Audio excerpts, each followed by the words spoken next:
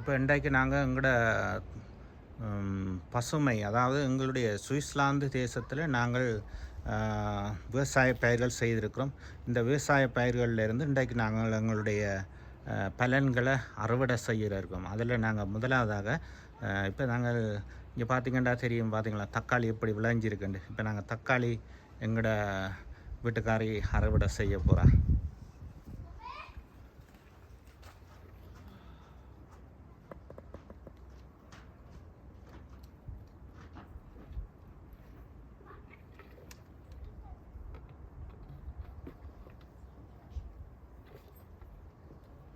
கொஞ்சம் பழுக்கும்.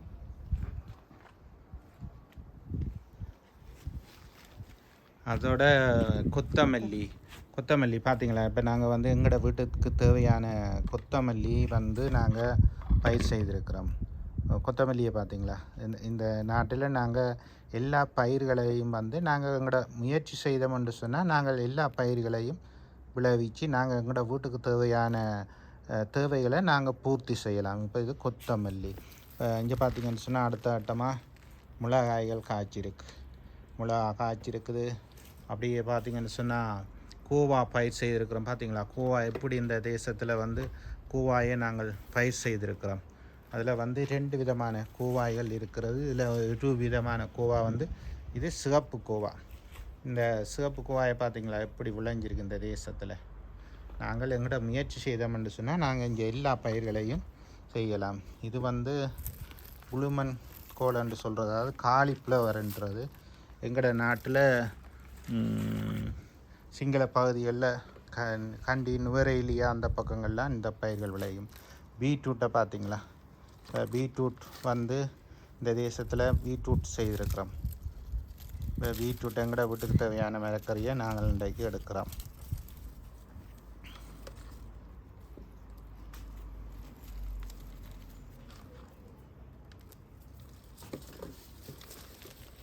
வந்து எல்லா பயிர்களும் செய்திருக்கிறோம். நாங்கள் பூசணி விளைவிக்க வச்சுருக்கிறோம். பூசணி நாங்கள் இன்றைக்கு அறுவடை செய்யலை, ஏற்கனவே நாங்கள் அறுவடை செய்ததுகள் இருக்குது. இந்த பூசணியெல்லாம் நாங்கள் இங்கே தாராளமாக வச்சுருக்கிறோம். நாங்கள் ஏனைய பயிர்களை நாங்கள் அங்கால பார்ப்போம். இங்கே பார்த்திங்களா, தக்காளி பயிர் வந்து விளைஞ்சிருக்குதுண்டு. நிறைய பழங்கள் எல்லாம் எங்களுக்கு வீட்டுக்கு தேவையான பழங்கள் அப்படியே மரங்கள்லேயே பழமாக இருக்குது. இனி இந்த மிளகா வந்து சரியான உரைச்ச மிளகா, நல்ல சுகத்த மிளகா. பார்த்திங்களா, இது சரியான உரைச்ச மிளகா, நல்ல வந்து பெரிய மிளகா. இது தலைகளாகத்தான் காய்க்கும், சரியான உரைத்த மிளகா. இனி நாங்கள் அங்கால போய் கொஞ்சம் பார்க்க இருக்கிறோம். அங்கால கூடுதலாக செய்திருக்கிறோம். அங்கால போய் நாங்கள் ஏனைய பயிர்களை அங்கால பார்ப்போம். இப்போ பார்த்திங்களா, இங்கே வந்து இது வந்து இலங்கையில் செய்கிற கரை மிளகா நாங்கள் இங்கே செய்து விளைவிக்க வச்சுருக்கோம். எங்களோட வீட்டு தேவைகளுக்கு போதுமான அளவு இருக்குது. மேலதிகமாக நாங்கள் இங்கே உள்ள விரும்புகிறவைகளுக்கு நாங்கள் கொடுப்போம். எங்களோட உறவாக இருக்கிறவைகளுக்கு நாங்கள் இந்த மரக்கறிகளை கொடுப்போம். இலங்கை கரை மிளகா இங்கே பார்த்திங்களா எப்படி நாங்கள் அதை செய்திருக்கிறோம்ண்டு. மிளகாய் இது வந்து உரைச்ச மிளகாய். இந்த மிளகாயும் பார்த்திங்களா எப்படி இந்த நாட்டில் நாங்கள் செய்திருக்கிறோம்ண்டு. இன்றைக்கு நாங்கள் மிளகாய் அறுவடை இருக்குது.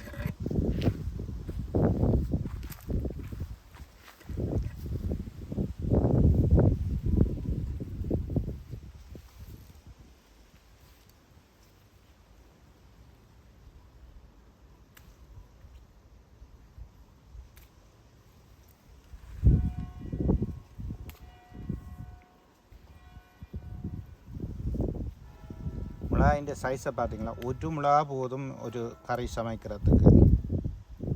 இது வந்து எங்களோட இலங்கை மிளகாயை நாங்கள் இங்கே இந்த நாட்டில் பயிர் செய்து விளைவிக்க வச்சுருக்கிறோம்.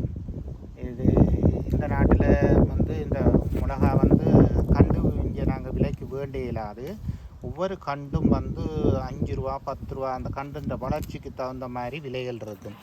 நாங்கள் இந்த கண்டுகளை நாங்களே முளைக்க வச்சு நாட்டு மேடை மாதிரி பாத்திரங்களில் முளைக்க வச்சு தான் நாங்கள் இந்த கண்டுகளை வந்து நடவு செய்கிறோம்.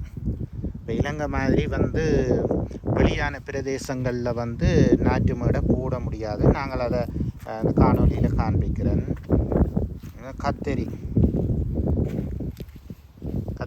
நாங்கள் ஏற்கனவே அறுவடை செய்தது அங்கே இருக்குது. நாங்கள் இப்போ பார்த்தோம் கத்தரி எப்படி இங்கே வளருது, கத்தரி காய்க்குது. இதெல்லாம் வந்து இலங்கை கத்தரி தான் நாங்கள் இங்கே பயிர் செய்திருக்கிறோம். இந்த நாட்டு கத்தரிகள் வந்து வேறு. இது இலங்கை மயிலிட்டி கத்தரி.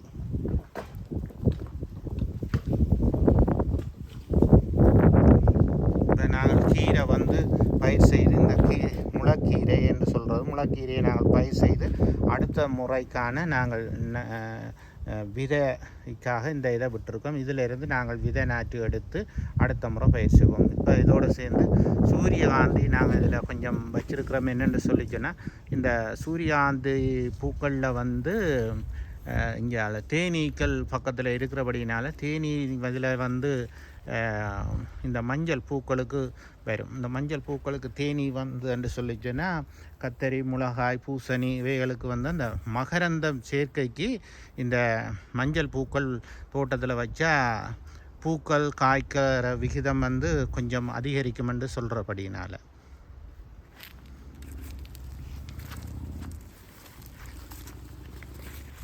இப்போ பூசணி, இது பூசணி வந்து இங்கே சுவிட்சர்லாந்து தேசத்தினுடைய பூசணி தான். இலைக்குள்ளே மறைஞ்சு கிடக்குது. பூசணிகள் சரியாக தெரியல.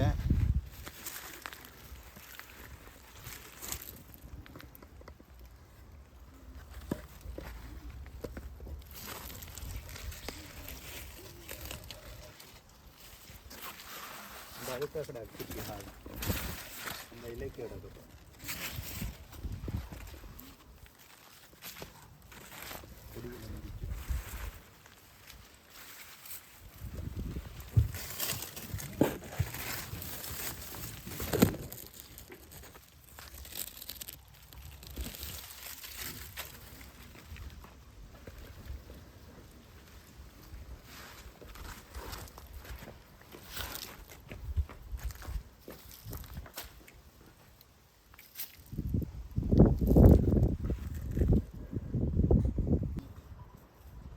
இதுவும் மிளகாய் தானே. இப்போ இங்கே வந்து இதுலேயும் நாங்கள் தாராளமான மிளகாய் பயிர் செய்திருக்கோம். நிறைய காய்ச்சி இருக்குது, நல்ல பலன் தந்திருக்கு. இந்த முறை தாராளமாக மிளகாய் காய்ச்சிருக்கு.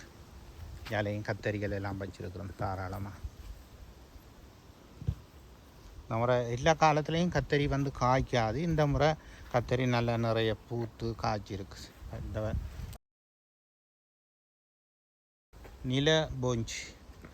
நிலபோஞ்சி இது வந்து நாங்கள் இப்போ கொஞ்சம் முதல் வச்சதெல்லாம் அறுவடை செய்துட்டோம். இப்போ அடுத்த கட்டமாக வச்சுருக்கோம். இப்போ நிறைய பூவும் பிஞ்சுமாக இருக்குது.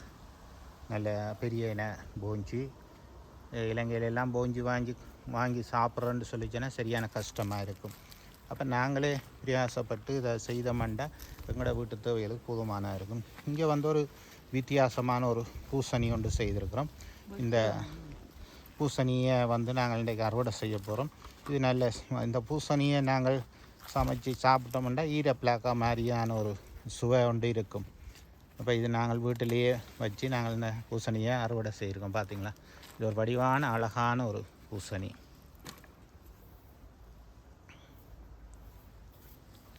நல்ல அருமையாக இருக்கும். அது மாத்திரமில்லை, நாங்கள் இங்கே முளைக்கீரை எல்லாம் இங்கே வச்சு இதெல்லாம் முடிவாக பூ தான் அங்கால செய்திருக்கோம். இந்த இங்காலையெல்லாம் பூசணிகள் நிறைய காய்ச்சிருக்குது. துபாய் பூசணி காய்ச்சிருக்கு. இங்காலையெல்லாம் காய்ச்சிருக்கு. அங்கே மேலையெல்லாம் நிறைய காய்ச்சிருக்கு பூசணி.